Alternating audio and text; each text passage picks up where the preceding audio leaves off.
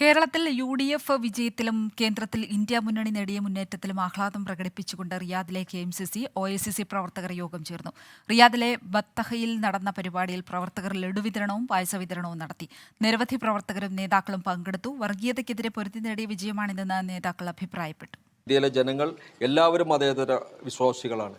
അവരെ ഏതെങ്കിലും തരത്തിൽ വർഗീയമായിക്കൊണ്ട് ജാതീയമായിക്കൊണ്ട് വിഭജിക്കാൻ സാധിക്കില്ല എന്നുള്ളത് ഈ തെരഞ്ഞെടുപ്പിലൂടെ വളരെ കൃത്യമായി കൊണ്ട് തന്നെ ഒരു മെസ്സേജ് ഈ രാജ്യത്തെ ഫാസിസ്റ്റുകൾക്ക് നൽകിയ ഒരു തെരഞ്ഞെടുപ്പാണ് 2024 നടന്നിട്ടുള്ള തെരഞ്ഞെടുപ്പ് എന്ന കാര്യത്തിൽ സംശയമില്ല.